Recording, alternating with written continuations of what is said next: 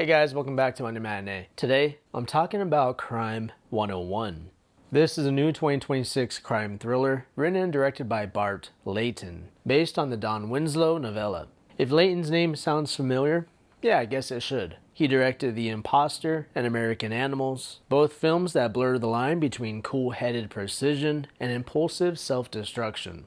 That tension between control and chaos, that's his specialty, and it's all over this movie. So first, this movie's got a stacked cast. Chris Hemsworth, Mark Ruffalo, Barry Keoghan, Halle Berry, and Nick Nolte, to name a few.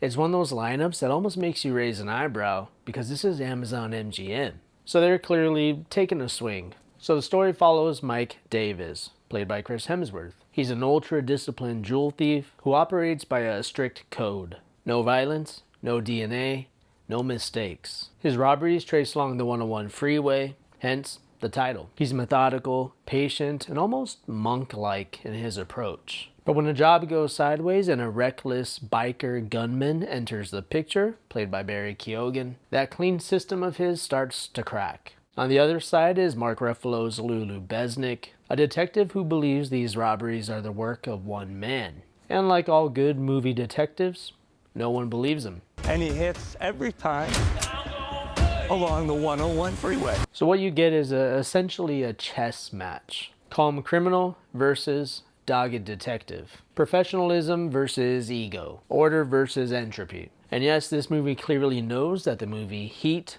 exists. There's the LA sprawl, the lonely characters sitting across tables from one another, that existential professional criminal energy. Layton's definitely not hiding the influence, he's full on leaning into it. But it's definitely to his credit. It doesn't feel like parody or cosplay. It feels like admiration filtered through a slightly more modern, morally slippery lens. And also where this film really shines is its craftsmanship. The cinematography here is great. It really gives Los Angeles its lived-in quality. It's not the postcard LA, but the in-between spaces. Parking garages, side streets, overlooked diners, hotel corridors. There's some slick camera work and a lot of those fun locked off object POV shots. The editing is also sharp, especially in the car and motorcycle chases. Kinetic but never chaotic. You always understand the geography of the action. Like I mentioned in another recent review, that's kind of becoming a lost art in these modern thrillers. It was good to see.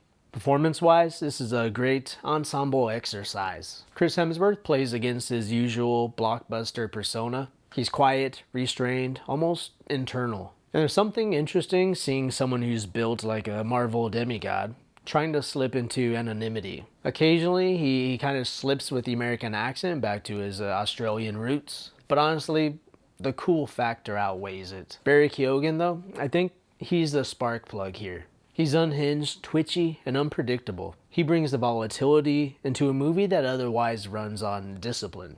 He's sloppy, reckless, and somehow always just one bad decision away from detonating everything. He's a blast to watch, even if logically you're wondering how this guy hasn't been arrested 6 times already. Halle Berry brings gravitas and presence into a role that could have been underwritten in lesser hands. And of course, she's still stunning. Mark Ruffalo, of course, does that Ruffalo thing. Slightly rumpled, slightly obsessive, morally flexible in ways that sneak up on you. Thematically, this movie is about professional identity. These characters define themselves by their craft. Thief, detective, fixer. Layton's earlier work often explored people who believed they were smarter than the system until reality intervened. Crime 101 plays with that same idea, just in a more polished studio framework. Now, it's not perfect. At about 2 hours, 20 minutes, it stretches its momentum. There's a point around the 2-hour mark where it feels like it could have ended, but instead it just extends that third act, which is competent, but just not electric. The ending is cathartic, yes, but maybe a little bit too neat. Given the runtime, I expected a little bit more of a sharper sting, if you will. Oh, it's also not an action movie in the traditional sense. If you're expecting wall-to-wall gunfights, that's not this. I think it's closer to Collateral in tone, deliberate, tension-driven, and more procedural. But honestly, I enjoyed it.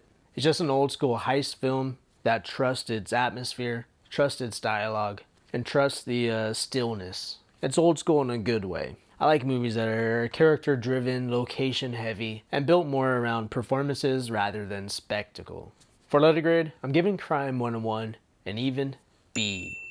It's not reinventing the genre, but it's a polished, confident entry that reminds you how satisfying a well-made crime thriller can be. So who would like this movie? Well, this one plays well for fans of Collateral, Heat, or Michael Mann's brand of urban crime cinema. It's good for viewers that enjoy that slow burn cat and mouse drama, people who enjoy LA as a character in the film, fans of ensemble driven crime dramas, or anyone who just misses mid-budget adult studio thrillers actually made for theaters. So, for further viewing, if you haven't revisited Heat, that's the obvious companion film here. Not just for that diner energy, but for its meditation on professionalism and isolation. And I'd also recommend The French Connection as well. It's rougher, grittier, and more chaotic, but it captures that same obsession-driven detective energy that kind of fuels Ruffalo's character here. Alright guys, as always, thanks for watching, and we'll see you on the next one.